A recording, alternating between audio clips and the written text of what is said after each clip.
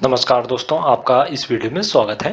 जैसा कि आप लोग जानते हैं कि हम लोग यूपी पीसीएस और आरओ से रिलेटेड टेस्ट सीरीज चालू कर रहे हैं और यह टेस्ट सीरीज जो है वो फुल टेस्ट सीरीज है और इस टेस्ट सीरीज में आने वाले यूपी पीसीएस और आरओ एग्जाम के लिए अत्यंत इंपॉर्टेंट क्वेश्चन दिए गए हैं और इस टेस्ट सीरीज से हम लोगों ने 50 क्वेश्चन सॉल्व कर लिए हैं। अब नेक्स्ट 50 क्वेश्चन हम लोग इस वीडियो में सॉल्व करेंगे और नेक्स्ट 50 क्वेश्चन हम लोग नेक्स्ट वीडियो में सॉल्व करके इस टेस्ट सीरीज को कंप्लीट करेंगे। तो चलिए टाइम को बिना वेस्ट किए आगे बढ़ते हैं और आप लोगों से एक विनम्र निवेदन है लोग चैनल को सब्सक्राइब कर लें, वीडियो को लाइक करें, शेयर करें और कमेंट करें और इस वीडियो के पीडीएफ के लिए टेलीग्राम या व्हाट्सएप ग्रुप को ज्वाइन कर लें, जो कि लिंक व्हाट्सएप और टेलीग्राम का लिंक जो है डिस्क्रिप्शन में दे दिया गया है। तो चलिए स्टार्ट करते हैं। निम्न में से कौन सा यंत्र दुर्गत की सांद्रता तथा दुर्गत की तीव्रता को मापता है? Option A E page, option B E nose, option C E carburettor और ऑप्शन डी इनमें से कोई नहीं। ई नोज यानी इलेक्ट्रॉनिक्स नोज, इसका फुल फॉर्म जो है इलेक्ट्रॉनिक्स नोज है। ई नोज को हम लोग इलेक्ट्रॉनिक्स नोज कहते हैं। एक पोर्टेबल उपकरण है जो दुर्गत की सांद्रता तथा दुर्गत की तीव्रता को मापता है और इसका विकास जो है वो नागपुर स्थित राष्ट्रीय पर्यावरण अभियांत्रिकी अनुसंधान संस्था तथा प्रगत संगणन विकास केंद्र द्वारा संयुक्त रूप से किया गया है। तो इस प्रकार जो ऑप्शन बी है वो सही हो जाएगा इसमें। नेक्स्ट क्वेश्चन है, निम्न में से उन नदियों का चयन कीजिए जिनका मुहाना जो है प्रशांत महासागर में है। पहला है कोलंबिया नदी, दूसरा है सैक्रामेंटो नदी और तीसरा है सेन जोकोविन नदी और चौथा है कोलोराडो नदी। कोलंबिया नदी, सैक्रामेंटो नदी तथा सेन जोकोविन नदी जो है प्रशांत सागर में गिरने वाली नदियां हैं और जबकि कोलोराडो नदी का मुहाना जो कैलिफोर्निया की खाड़ी है। ओके, कैलिफोर्निया की खाड़ी, कोलोराडो नदी का मुहाना जो कैलिफोर्निया की खाड़ी है। ओके, तो इस प्रकार जो और कथन 4 है वो प्रशांत महासागर में नहीं गिरती है और जबकि 1, 2 और 3 जो है वो प्रशांत महासागर में गिरने वाली नदियां हैं। तो इसमें सीधा राइट आंसर हो जाएगा। नेक्स्ट क्वेश्चन, निम्नलिखित कथनों पर विचार कीजिए। पहला कथन है भारतीय पुरातात्विक सर्वेक्षण संस्कृत मंत्रालय के अधीन एक विभाग है और दूसरा कथन है जॉन मार्शल को भारतीय पुरातत्व का जनक कहा जाता है। भारतीय पुरातत्व सर्वेक्षण जो है संस्कृत मंत्रालय के अधीन एक विभाग है। अलेक्जेंडर कनिंघन को भारतीय पुरातत्व के जनक के रूप में माना जाता है। इसका जो कथन 1 है वो सही है जबकि कथन 2 जो है वो गलत हो जाएगा। ओके, अलेक्जेंडर कनिंघन को भारतीय पुरातत्व का जनक माना जाता है, ना कि जॉन मार्शल को। तो इस बार जो कथन 2 है वो गलत हो जाएगा। तो इसमें केवल एक सही है, तो ए इज द राइट आंसर हो जाएगा। नेक्स्ट क्वेश्चन है, निम्नलिखित में से किस एक नौपाषाणिक स्थल से राख का टीला प्राप्त हुआ है? ऑप्शन ए कालिंगबंगा, ऑप्शन बी है कोल्डिहवा, ऑप्शन सी है संगनकल्लू और ऑप्शन डी है ब्रह्मगिरी। संगनकल्लू नौपाषाणिक स्थल से राख का टीला प्राप्त हुआ है। यह जो है कर्नाटक में मैसूर के पास वेल्लारी जनपद में स्थित है। कल्लू जो है वो ये मैसूर के पास वेल्लारी जनपद में स्थित है। वेल्लारी वेल्लारी जनपद में। ओके, तो इस प्रकार जो ऑप्शन सी है वो सही हो जाएगा।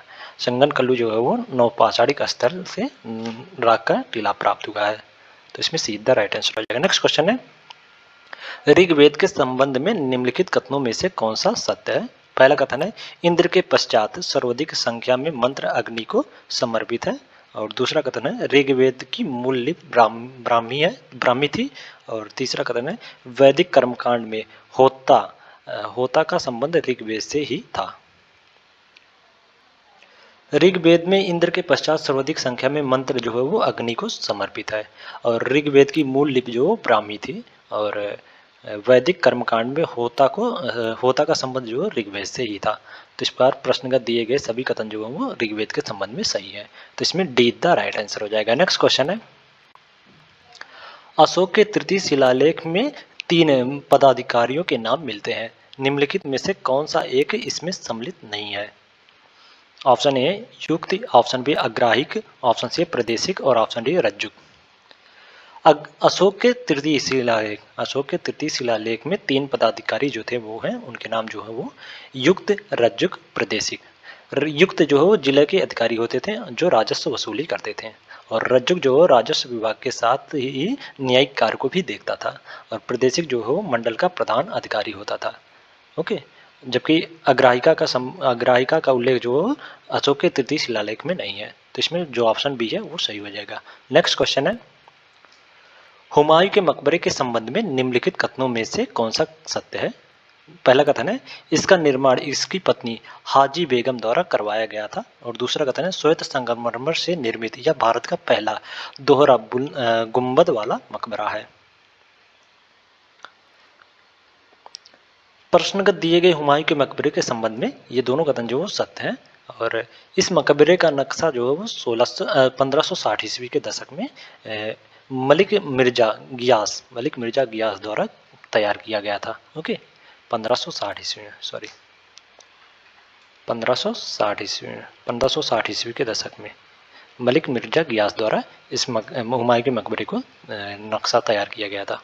ओके, तो इसमें दोनों कथन जो है हुमायूं के मकबरे के संबंध में सही है, तो इसमें सीधा राइट आंसर हो जाएगा। नेक्स्ट क्वेश्चन है निम्नलिखित में से किस एक चित्रकला पर मुगल चित्रकला का प्रभाव नहीं पड़ा? ऑप्शन है काली घाट, ऑप्शन बी है पहाड़ी, ऑप्शन सी है कांगड़ा, और ऑप्शन डी है राजस्थानी। चित्रकला की मुगल कला जो है वो भारतीय लघु चित्रकला की रीढ़ है, और मुगल चित्रकला में पहाड़ी, राजस्थानी और कांगड़ा चित्रकला को प्रभावित किया है। मुगल चित्रकला ने पहाड़ी, राजस्थानी और कांगड़ा चित्रकला को प्रभावित किया था, जबकि काली घाट की चित्रकला को मुगल चित्रकला ने प्रभावित नहीं किया था। तो इसका जो ऑप्शन ए है वो सही हो जाएगा इसमें। नेक्स्ट क्वेश्चन है भारत में कर्नाटक के युद्ध के नाम से जाना जाने वाला युद्ध किसके मध्य लड़ा गया था? भारत में कर्नाटक के युद्ध के नाम से जाना जाने वाला युद्ध जो है वो अंग्रेज और फ्रांसीसियों के मध्य लड़ा गया था। प्रथम कर्नाटक युद्ध जो है वो 1700 फर्स्ट कर्नाटक युद्ध जो 1746 से 48 के मध्य हुआ था, और वो अनिर्णायक सिद्ध हुआ था। ओके, उसके बाद द्वितीय कर्नाटक युद्ध हुआ 1700, ये ऑस्ट्रिया के उत्तराधिकारी के युद्ध से प्रारंभ हुआ था प्रथम कर्नाटक युद्ध। ओके, और द्वितीय कर्नाटक युद्ध जो है 1749 से 54 तक चला था, ये भी अनिर्णायक सिद्ध हुआ था। और तृतीय कर्नाटक युद्ध का कार्यकाल जो है वो 1758 से 63 के मध्य लड़ा गया था। इसमें 1760 में वांडीवास की लड़ाई लड़ी गई थी, जिसमें फ्रांसीसी जो पराजित हुए थे। उसके बाद वांडीवास का संधि हुआ था। ओके, और यह युद्ध जो पेरिस के संधि के साथ समाप्त हुआ था 1763 में। तो इस प्रकार जो ऑप्शन सी है वो सही हो जाएगा। कर्नाटक युद्ध जो अंग्रेजों और फ्रांसीसियों के मध्य लड़ा जा गया था, तो इसमें सीधा राइट आंसर आ जाएगा। नेक्स्ट क्वेश्चन है इल्बर्ट बिल विवाद को लेकर निम्नलिखित गवर्नर जनरलों में से किस एक ने वर्ष 1884 ईस्वी में अपना कार्यकाल पूरा होने के पूर्व त्यागपत्र दे दिया था? इल्बर्ट बिल विवाद को लेकर लॉर्ड रिपन ने वर्ष 1884 ईस्वी में अपना कार्यकाल पूरा होने से पूर्व त्यागपत्र दे दिया था। इल्बर्ट बिल का उद्देश्य जो था वह जाति भेद पर आधारित समस्त न्यायिक अयोग्यताओं को तुरंत समाप्त करना था। तो इस प्रकार जो ऑप्शन बी है वो सही हो जाएगा इसमें। लॉर्ड रिपन ने अपना कार्यकाल पूरा करने के पूर्व ही त्यागपत्र दे दिया था 1884 ईस्वी में इल्बर्ट बिल विवाद के बाद। ओके, तो इसमें बी द राइट आंसर हो जाएगा। नेक्स्ट क्वेश्चन है निम्नलिखित युग्मों में से कौन सा एक बेमेल है? ऑप्शन ए देवबंद आंदोलन। देवबंद आंदोलन जो है वो उत्तर प्रदेश में शुरू हुआ था, तो इसका जो ऑप्शन ए है वो सही सुमेलित है। ओके, और आत्मसम्मान आंदोलन जो है तमिलनाडु में शुरू हुआ था, तो इसका जो ऑप्शन बी है वो भी सही सुमेलित है। और तारकेश्वर आंदोलन जो बंगाल में शुरू हुआ था, तो इसमें जो ऑप्शन सी है वो भी सही सुमेलित है। और मानव धर्म सभा की स्थापना जो है वो सूरत में हुई थी, सूरत गुजरात में, ना कि राजस्थान में। ओके, सूरत में गुजरात सूरत में हुई थी। ओके, सूरत में। तो इसका जो ऑप्शन डी है वो सही सुमेलित नहीं है, तो इसमें डी द राइट आंसर हो जाएगा। मानव धर्म सभा की स्थापना जो सूरत गुजरात में हुई थी, ना कि राजस्थान में। नेक्स्ट क्वेश्चन है निम्नलिखित युग्मों में से कौन सा एक बेमेल है? कांग्रेस अधिवेशन अध्यक्ष। हरिपुरा अधिवेशन 1938 के हरिपुरा अधिवेशन की अध्यक्षता जो सुभाष चंद्र बोस ने की थी, तो इसका जो ऑप्शन ए है वो सही सम्मिलित है। ओके, और नासिक अधिवेशन 1950 की अध्यक्षता जो पुरुषोत्तम दास टंडन ने की थी, तो इसका जो ऑप्शन बी है वो भी सही सम्मिलित है। और मद्रास अधिवेशन 1927 की अध्यक्षता जो है वो एम ए अंसारी ने की थी, तो इसका जो ऑप्शन सी है वो भी सही सम्मिलित है। और कानपुर अधिवेशन 1925 की अध्यक्षता जो सरोजिनी नायडू ने की थी, ना कि महात्मा गांधी ने। महात्मा गांधी ने बेलगांव अधिवेशन 1924 की अध्यक्षता की थी। 1924 की अध्यक्षता, बेलगावी अधिवेशन। ओके, तो इसमें जो ऑप्शन डी है वो सही सुमेलित नहीं है। ओके, तो इसमें डी द राइट आंसर हो जाएगा। नेक्स्ट क्वेश्चन है, माइक क्या है? ऑप्शन ए, बाघों की अवैध हत्या का निगरानी कार्यक्रम। ऑप्शन बी, एक सींग वाले गैंडे की अवैध हत्या का निगरानी कार्यक्रम। ऑप्शन सी है, नीलगिरी तार की अवैध हत्या का निगरानी कार्यक्रम। और ऑप्शन डी है, हाथी की अवैध हत्या की निगरानी का कार्यक्रम।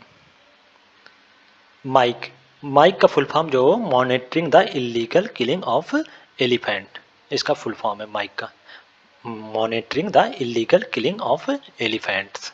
या जो है वो हाथियों की अवैध हत्या की निगरानी का कार्यक्रम है माइक जो है। तो इसका जो ऑप्शन डी है वो सही हो जाएगा इसमें। नेक्स्ट क्वेश्चन है, संविधान के अनुच्छेद 112 के अंतर्गत निम्नलिखित में से कौन से व्यय भारत की संचित निधि पर भारित व्यय है? पहला है लोकसभा के उपसभापति के वेतन एवं भत्ते। दूसरा है लोकसभा के अध्यक्ष के वेतन एवं भत्ते, ये राज्यसभा के सभापति के वेतन एवं भत्ते, लोकसभा के अध्यक्ष के वेतन एवं भत्ते। और तीसरा है भारत के नियंत्रक महालेखाकार के वेतन एवं भत्ते।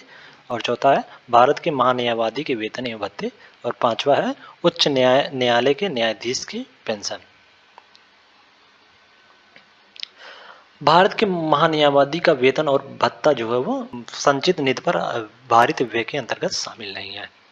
भारत के महान्यायवादी के वेतन और भत्ते जो है संचित निधि पर भारित व्यय के अंतर्गत शामिल नहीं है, जबकि और सारे जो है वो भारत की संचित निधि पर भारित व्यय पर शामिल है। ओके, भारित व्यय के अंतर्गत शामिल है। तो इस प्रकार जो कथन 4 है वो गलत हो जाएगा, जबकि शेष कथन जो है वो सही है। ओके, तो इसमें 1, 2, 3 और 5 द राइट आंसर हो जाएगा। तो इसमें बी द राइट आंसर हो जाएगा। नेक्स्ट क्वेश्चन है, शिवाजी से संबंधित निम्नलिखित घटनाओं को कालक्रमानुसार व्यवस्थित कीजिए।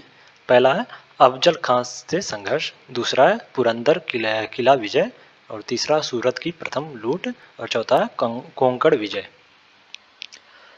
पुरंदर किला विजय जो है वो शिवाजी ने 1654 में की थी। 1654 में पुरंदर की किला विजय की थी। ओके, उसके बाद कोंकण विजय जो उन्होंने 1657 में कोंकण विजय की थी। फिर उसके बाद अफजल खां से संघर्ष हुआ था शिवाजी का, वो 1659 में 1659 में अफजल खां से संघर्ष हुआ था।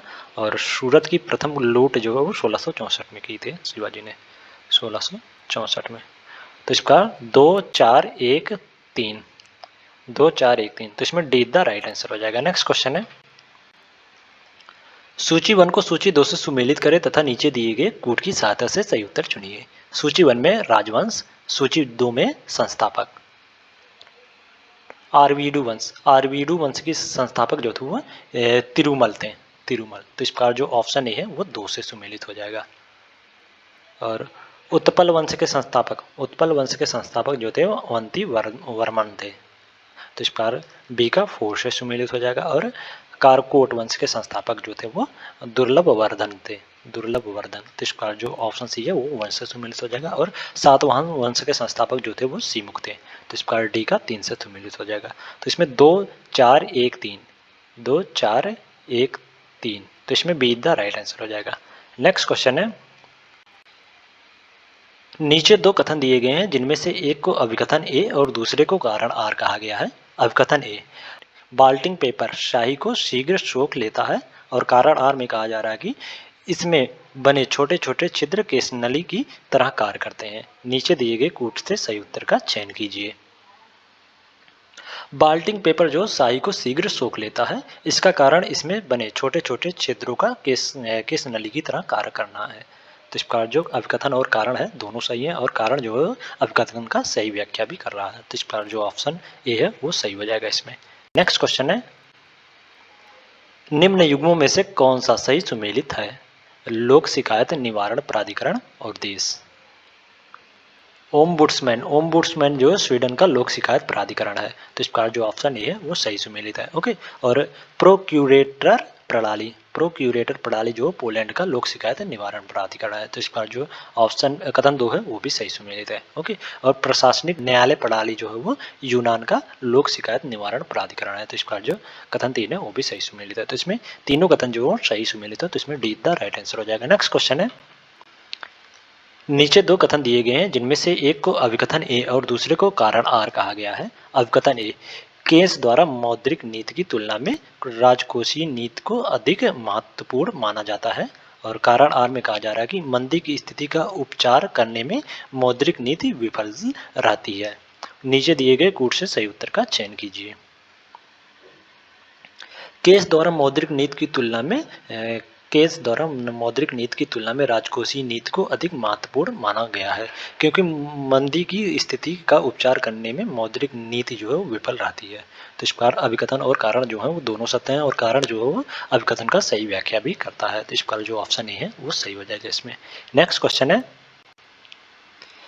निम्नलिखित पर विचार करें। पहला है लीना, दूसरा ओबे, तीसरा है कोलीमा और चौथा है येनेसी। उपरोक्त आर्कटिक महासागर में गिरने वाली नदियों को पश्चिम से पूरब सही क्रम में व्यवस्थित करें। आर्कटिक महासागर में गिरने वाली नदियों का पश्चिम से पूरब सही क्रम जो है वो ओबे, येनेसी, लीना और कोलीमा है। सबसे पश्चिम में ओबे है, फिर उसके बाद येनिस है, फिर लीना है, फिर कोलीमा है। तो इस प्रकार 2 4 1 3 2 4 1 3, तो इसमें डी द राइट आंसर हो जाएगा। नेक्स्ट क्वेश्चन है, निम्नलिखित में से कौन सा एक राजधानी नगर बागमती और विष्णुमती नदी के संगम पर स्थित है। काठमांडू जो बागमती तथा विष्णु नदी के संगम पर स्थित राजधानी है, नगर है। तो इसका जो ऑप्शन ए है वो सही हो जाएगा। काठमांडू जो नेपाल की राजधानी है, नेपाल की। ओके, तो इसमें ए द राइट आंसर हो जाएगा। नेक्स्ट क्वेश्चन है, निम्नलिखित पर विचार करें। पहला है बहरीन, दूसरा है ओमान, तीसरा है कुवैत और चौथा है कतर। उपरोक्त देशों का उत्तर से दक्षिण का क्रम क्या होगा। प्रश्नगत दिए गए देशों का उत्तर से दक्षिण सही क्रम जो है वो कुवैत जो हो सबसे उत्तर में, फिर उसके नीचे जो है वो बहरीन है, फिर कतर है और सबसे दक्षिण में ओमान है। ओके, कुवैत जो है सबसे उत्तर में है कुवैत, फिर उसके बाद बहरीन है, फिर उसके बाद कतर है, फिर ओमान है। तो इसमें 3 1 4 2 3 1 4 2, तो इसमें सीधा राइट आंसर हो जाएगा। नेक्स्ट क्वेश्चन है, घाटे की वृत्ति व्यवस्था के संदर्भ में सत्य कथन चुनिए। पहला कथन है, इस स्थिति में सरकार का व्यय जो है सरकार की आय से अधिक होता है। और दूसरा कथन है, मुद्रा की आपूर्ति वस्तुओं एवं सेवाओं की तुलना में अधिक होती है। घाटे की वृत्ति व्यवस्था के संदर्भ में उपरोक्त दिए गए दोनों कथन जो है वो सत्य हैं। तो इस प्रकार जो ऑप्शन सी है वो सही हो जाएगा इसमें। नेक्स्ट क्वेश्चन है, भेदिया कारोबार क्या है। भेदिया कारोबार क्या है। ऑप्शन ए, निर्यात को बढ़ाने हेतु मुद्रा का अवमूलन। ऑप्शन बी है, शेयर घोटाले की पूर्ति हेतु बॉन्ड जारी करना। और ऑप्शन सी है, प्रतिभूति के संबंध में महत्वपूर्ण और गैर सार्वजनिक जानकारी तक पहुंच रखने वाले किसी व्यक्ति द्वारा प्रतिभूति की खरीद व बिक्री। और ऑप्शन डी है, इनमें से कोई नहीं।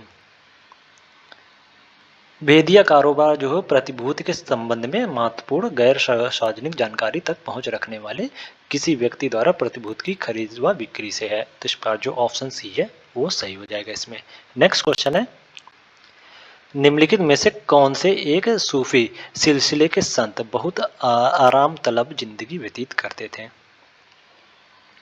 सुहारावर्दी संप्रदाय के संत जो बहुत आराम की जिंदगी व्यतीत करते थे। वे राजनीतिक संपर्क द्वारा अपने कार्यों को उचित ढंग से करना चाहते थे। तो इस प्रकार जो ऑप्शन डी है वो सही हो जाएगा इसमें।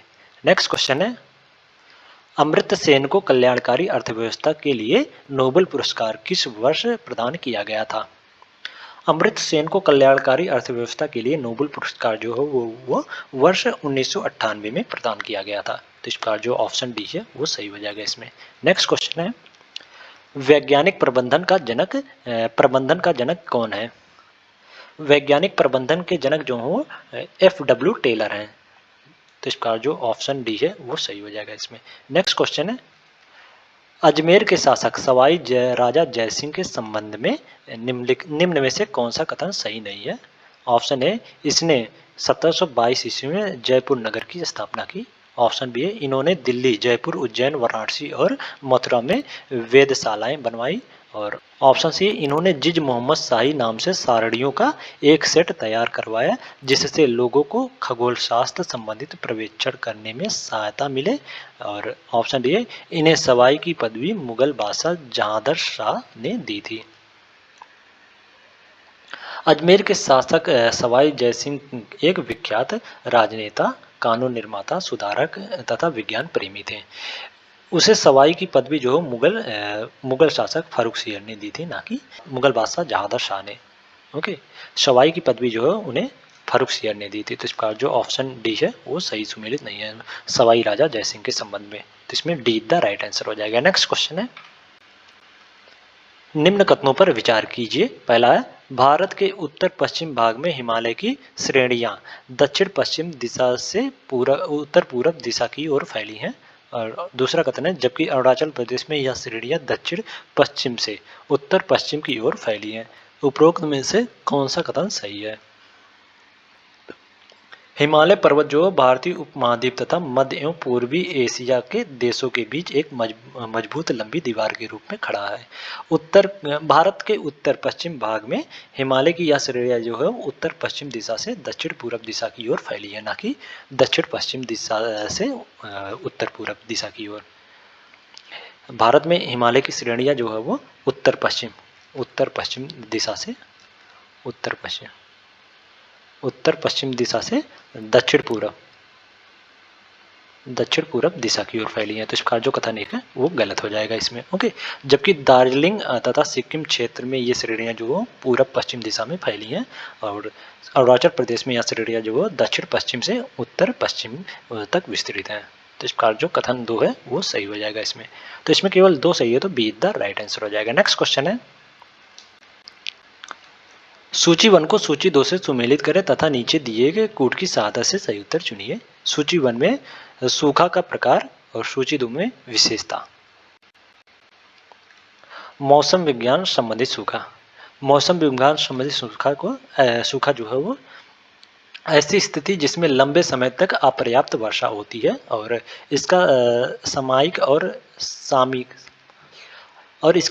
और स्थानिक वितरण भी संतुलित होता है, उसे मौसम संबंधित सूखा कहते हैं। तो इस प्रकार ए का 3 से सुमेलित हो जाएगा। ओके, और कृषि सूखा की विशेषता जो है वो वह स्थिति जिसमें मिट्टी में आर्द्रता की कमी के कारण फसलें जो मुरझा जाती हैं उसे कृषि सूखा कहते हैं। तो इस प्रकार जो बी है वो 4 से सुमेलित हो जाएगा। जल विज्ञान संबंधी सूखा की विशेषता वे है जब विभिन्न जल संग्रहण, जलाशय, जलभूत और झीलें इत्यादि का स्तर जो वृष्टि द्वारा की जाने वाली जलापूर्ति के बाद भी नीचे गिर जाए। तो इस प्रकार जो ऑप्शन सी है वो 1 से सुमेलित हो जाएगा। और पारिस्थितिकी सूखा की विशेषता जो है वो जब प्राकृतिक पारिस्थितिकी तंत्र में जल की कमी से उत्पादकता में कमी होती है और परिणाम स्वरूप पारिस्थितिकी तंत्र में तनाव आ जाता है, उसे पारिस्थितिकी सूखा कहते हैं। तो इस प्रकार डी का 2 से सुमेलित हो जाएगा। डी का 2 से सुमेलित हो जाएगा। तो इसमें 3 4 1 2 तो इसमें ए द राइट आंसर हो जाएगा। नेक्स्ट क्वेश्चन है, निम्न में से कौन सा जीव मंडल आरक्षित क्षेत्रफल की दृष्टि से सबसे छोटा है? ऑप्शन ए है दियांग देवांग, ऑप्शन बी है ग्रेटर, ऑप्शन सी है नोकरेक और ऑप्शन डी डिब्रू साइकोवा। उपरोक्त जीवमंडल आरक्षित क्षेत्र में सबसे छोटा जो है असम में स्थित डिब्रू साइकोवा जो 765 वर्ग किलोमीटर में फैला है। डिब्रू साइकोवा जो 765 वर्ग किलोमीटर में फैला है जीवमंडल आरक्षित क्षेत्र है। ओके, जबकि नोकरेक जो है वो 820, जबकि ग्रेट निकोबार जो है वो 885 वर्ग किलोमीटर में फैला जीवमंडल आरक्षित क्षेत्र है। ओके, और दिहांग देवांग जो है वो 5111.5 वर्ग किलोमीटर में फैला वो जीवमंडल आरक्षित क्षेत्र है। तो इस प्रकार जो ऑप्शन डी है वो सबसे छोटा जीवमंडल आरक्षित क्षेत्र है। ओके, तो इसमें डी द राइट आंसर हो जाएगा। नेक्स्ट क्वेश्चन, निम्न कथनों पर विचार कीजिए। पहला है, भारत में पश्चिम घाट, विंध्याचल तथा नीलगिरी पर्वत श्रृंखलाएं उष्णकटिबंध में पड़ती हैं। और दूसरा कथन है, इनके ऊंचाई वाले क्षेत्र में शीतोष्ण कटिबंधीय और निचले क्षेत्र में उष्ण कटिबंधीय प्राकृतिक वनस्पतियां पाई जाती हैं। उपरोक्त में से कौन सा कथन सही है? दक्षिण पर्वतीय वन मुख्यतः जो प्रायद्वीप के 3 भागों में मिलते हैं: पश्चिमी घाट, विंध्याचल और नीलगिरी पर्वत श्रृंखलाएं। ये श्रृंखलाएं जो है उष्ण कटिबंध में पड़ती हैं और इनकी समुद्र तल से ऊंचाई जो लगभग 1500 मीटर है। इसलिए यहाँ ऊंचाई वाले क्षेत्र में शीतोष्ण कटिबंधीय तथा निचले क्षेत्र में उष्ण कटिबंधीय प्राकृतिक वनस्पतियां पाई जाती हैं। इस तरह दोनों कथन जो है वो सत्य हैं, तो इसमें सीधा राइट आंसर हो जाएगा। नेक्स्ट क्वेश्चन है, उत्तर भारत में शीत ऋतु में अधिक ठंडा पड़ने के मुख्य कारण कौन से हैं? कोट के माध्यम से सही उत्तर चुनिए। पहला कथन है, पंजाब, हरियाणा और राजस्थान जैसे राज्य समुद्र के समकारी प्रभाव से दूर स्थित होने के कारण महाद्वीपीय जलवायु का अनुभव करते हैं। और दूसरा कथन है, निकटवर्ती हिमालय की श्रेणी में हिमताप के कारण सहित शीत लहरों की स्थिति उत्पन्न हो जाती है। और तीसरा कथन है, फरवरी के आसपास कैस्पियन सागर और तुर्कमेनिस्तान की ठंडी पवनें उत्तर भारत में शीघ्र शीत लहर ला देती हैं। प्रश्नगत दिए गए सभी कथन जो शीत ऋतु से में अधिक ठंडा पड़ने के कारण उत्तर भारत में शीत ऋतु में अधिक ठंडा पड़ने के कारण में सही है। तो इस प्रकार जो ऑप्शन ए है वो सही हो जाएगा इसमें। नेक्स्ट क्वेश्चन है, प्रकाश संश्लेषण के संबंध में निम्न कथनों पर विचार कीजिए। पहला है, प्रकाश संश्लेषण की दर लगभग 30 से 35 डिग्री सेल्सियस तापमान पर अधिकतम होती है। और दूसरा कथन है, प्रकाश संश्लेषण की क्रिया में कार्बन डाइऑक्साइड का उपचयन तथा जल का अपचयन होता है। उपरोक्त में से कौन सा कथन सही है? प्रकाश संश्लेषण की क्रिया में हरे पौधे जो सूर्य के प्रकाश को विकिरण ऊर्जा के रूप में प्राप्त करते हैं तथा पर्णहरित की उपस्थिति में कार्बन डाइऑक्साइड तथा जल द्वारा भोजन का निर्माण करते हैं। प्रकाश संश्लेषण की क्रिया जो है वो 30 से 35 डिग्री सेल्सियस तापमान पर अधिकतम होती है। इस क्रिया में कार्बन डाइऑक्साइड का अपचयन तथा जल का उपचयन होता है। तो इस प्रकार जो कथन 1 है वो सही है, जबकि कथन 2 जो है वो गलत हो जाएगा। इसमें कार्बन डाइऑक्साइड का अपचयन होता है और जल का जो है उपचयन होता है, ना कि अपचयन होता है। तो इसमें जो कथन 2 है वो गलत हो जाएगा, तो इसमें केवल एक सही है, तो ए द राइट आंसर हो जाएगा। नेक्स्ट क्वेश्चन है, कोलोराडो पठार के संबंध में निम्न कथनों पर विचार कीजिए।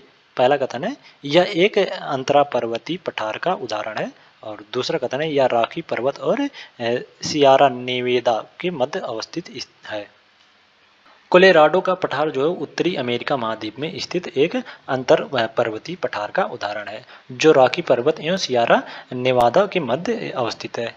यह एक उष्ण मरुस्थलीय क्षेत्र है। इसका जो दोनों कथन जो है वो कोलोराडो पठार के संदर्भ में सत्य है, तो इसमें सीधा राइट आंसर हो जाएगा। नेक्स्ट क्वेश्चन है, निम्न में से किस शहर को बाल्टिक सागर की कुंजी के नाम से जाना जाता है?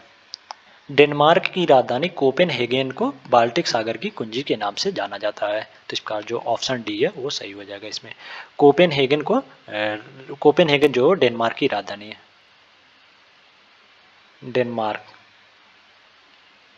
डेनमार्क की राजधानी है कोपेनहेगन। तो इसमें जो ऑप्शन डी है वो सही हो जाएगा और इसे बाल्टिक सागर की कुंजी के नाम से जाना जाता है। नेक्स्ट क्वेश्चन है, निम्न कथनों पर विचार कीजिए। पहला है, ओकोवा नामक वैज्ञानिक ने डीएनए का पात्रे संश्लेषण तथा कार्नबर्ग ने आरएनए का पात्र संश्लेषण किया था। और दूसरा कथन है, भारतीय मूल के वैज्ञानिक हरिगोविंद खुराना को 1969 ईस्वी में नोबेल पुरस्कार प्रदान किया गया। उपरोक्त में से कौन सा कथन सही है? आरएनए का पात्र संश्लेषण जो ओकोवा ने, जबकि डीएनए का पात्र संश्लेषण जो कार्नबर्ग ने किया था। और इस कार्य के लिए इन दोनों वैज्ञानिकों को वर्ष 1959 ईस्वी में संयुक्त रूप से नोबेल पुरस्कार से सम्मानित किया गया। जबकि भारतीय मूल के वैज्ञानिक हरिगोविंद खुराना ने न्यूक्लियक अम्ल के पात्र संश्लेषण तथा अनुवांशिक कोड के क्षेत्र में काम किया, जिसके लिए उन्हें वर्ष 1968 ईस्वी में नोबेल पुरस्कार से सम्मानित किया गया था, न कि वर्ष 1969 में। 1968 में इनको नोबेल पुरस्कार से सम्मानित किया गया था। तो इस प्रकार जो कथन 2 है वो गलत हो जाएगा, जब और कथन 1 जो है वो भी गलत हो जाएगा। ओकोवा ने आरएनए के पात्र संश्लेषण किए थे और कार्नबर्ग ने डीएनए के पात्र संश्लेषण किए थे। तो इस प्रकार जो कथन 1 है वो भी गलत हो जाएगा। तो इसमें कोई भी कथन जो सही नहीं है, तो इसमें डी द राइट आंसर हो जाएगा। नेक्स्ट क्वेश्चन है, निम्न में से कौन से रोग प्रोटोजोआ जनित रोग हैं? कोड के माध्यम से सही उत्तर चुनिए। पहला है मलेरिया, दूसरा है काला जार, तीसरा है सोने की बीमारी और चौथा है एथलीट फूट। मलेरिया, काला जार, पायरिया तथा सोने की बीमारी ये सभी जो है प्रोटोजोआ जनित रोग हैं, जबकि एथलीट फूट जो है वो एक कवक जनित बीमारी है। एथलीट फूट जो कवक कवक जनित जनित रोग है। ओके, और ये तीनों जो है वो एक प्रोटोजोआ प्रोटोजोआ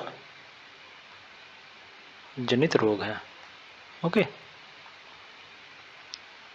इस प्रकार इसमें 1, 2 और 3 सही हो जाएगा, तो इसमें बी द राइट आंसर हो जाएगा। नेक्स्ट क्वेश्चन है, नीचे दो कथन दिए गए हैं जिनमें से एक को अभिकथन ए और दूसरे को कारण आर कहा गया है। अभिकथन ए, पित्त रस में कोई पाचक एंजाइम नहीं होता फिर भी वह वसा के पाचन में महत्वपूर्ण भूमिका अदा करता है, और कारण आर में कहा जा रहा है कि वह वसा का पायसीकरण करता है ताकि एस्टिएप्सिन नामक एंजाइम वसा का अधिकतम पाचन कर सके। नीचे दिए गए कूट से सही उत्तर का चयन कीजिए। पित्त रस में कोई पाचक एंजाइम नहीं होता है फिर भी पाचन में इसका बहुत महत्व है। यह आंत के क्रमाकुचन गति को बढ़ाता है ताकि पाचक रस जो कायम में मिल सके। यह वसा का पायसीकरण करता है ताकि स्टेप्सिन नामक एंजाइम वसा का अधिकतम पाचन कर सके। इस प्रकार अभिकथन और कारण जो हो दोनों सही है, और कारण जो हो अभिकथन का सही स्पष्टीकरण भी है। तो इस प्रकार जो ऑप्शन ए है वो सही हो जाएगा इसमें। नेक्स्ट क्वेश्चन है, निम्नलिखित युग्मों में से कौन सा एक सही सुमेलित नहीं है? शाखा अध्ययन। बायोनॉमिक्स बायोनॉमिक्स जो बायोनॉमिक्स के द्वारा जीवधारियों का उनके वातावरण के साथ संबंध का अध्ययन किया जाता है बायोनॉमिक्स में। तो इस प्रकार जो ऑप्शन है वो सही सुमेलित है।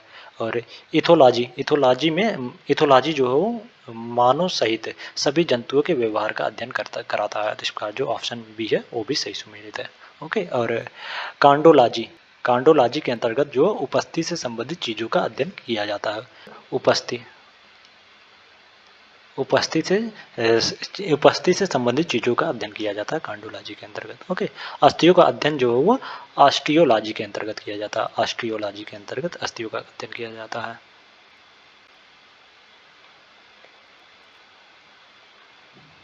ऑस्टियोलॉजी के अंतर्गत। ओके, तो इस प्रकार जो ऑप्शन सी है वो सही सुमेलित नहीं है, तो इसमें सी द राइट आंसर हो जाएगा, और शेष कथन जो सही सुमेलित है। ओके, तो इसमें सी द राइट आंसर हो जाएगा। नेक्स्ट क्वेश्चन है, कोडाईकनाल सौर वेधशाला के संबंध में निम्न में से कौन सा कथन सही नहीं है? ऑप्शन ए है, इस सौर वेधशाला का स्वामित्व और संचालन भारतीय खगोल भौतिक संस्था द्वारा किया जाता है। और ऑप्शन बी है, इसकी स्थापना 1920 में की गई। ऑप्शन सी है, ये पालनी पहाड़ी के दक्षिण सिरे पर स्थापित है। और ऑप्शन डी है, इसकी स्थापना सौर गतिविधियों और मानसून के बीच संबंध को समझने की आवश्यकता से प्रेरित थी। कोडाईकनाल सौर वेधशाला जो है वो अपने स्थापना के 125वें वर्ष पूरे होने के कारण चर्चा में है, और इसकी स्थापना जो 1899 ईस्वी में की गई थी, ना कि 1920 में। इसकी स्थापना जो 1899 ईस्वी में की गई थी। तो इस प्रकार जो ऑप्शन बी है वो कोडाईकनाल सौर वेधशाला के संबंध में सत्य नहीं है, तो इसमें बी द राइट आंसर हो जाएगा। नेक्स्ट क्वेश्चन है, नीचे दो कथन दिए गए हैं जिनमें से एक को अभिकथन ए और दूसरे को कारण आर कहा गया है। अभिकथन ए, छिला हुआ सेब छिलका युक्त सेब की तुलना में जल्दी खराब हो जाता है। और कारण आर में कहा जा रहा है कि सेब का छिलका उसका सुरक्षा आवरण होता है जो सूक्ष्म जीवाणुओं को सेब के भीतर प्रवेश करने से बचाता है। नीचे दिए गए कूट से सही उत्तर का चयन कीजिए। सेब का छिलका सेब का सुरक्षा आवरण होता है जो सूक्ष्म जीवाणु को सेब के भीतर प्रवेश करने से बचाता है। यही कारण है कि छिला हुआ सेब जो छिलका युक्त सेब की तुलना में जल्दी खराब हो जाता है। तो इस प्रकार जो अभिकथन है और कारण है वो दोनों सही है, और कारण जो है वो अभिकथन का सही स्पष्टीकरण है। तो इस प्रकार जो ऑप्शन ए है वो सही हो जाएगा इसमें। नेक्स्ट क्वेश्चन है, निम्नलिखित कथनों पर विचार कीजिए। पहला कथन है, निम्न मेघ मुख्यतः सौर विकिरण को परावर्तित कर भूपृष्ठ को ठंडा रखते हैं। और दूसरा कथन है, भूपृष्ठ से उत्सर्जित होने वाली अवरक्त विकिरणों का निम्न मेघ से उच्च अवशोषण होता है और इससे तापमान जो प्रभावित होता है। उपरोक्त कथनों में से कौन सा सही है? निम्न ऊंचाई पर स्थित मेघ जो बादल और विकिरणों को परिवर्तित करते हैं एवं पृथ्वी की सतह को शीतल रखते हैं। वहीं दूसरी तरफ ऊंचाई पर स्थित तथा पतले बादल जो मुख्यतः आने वाले सौर विकिरण को संचारित करते हैं।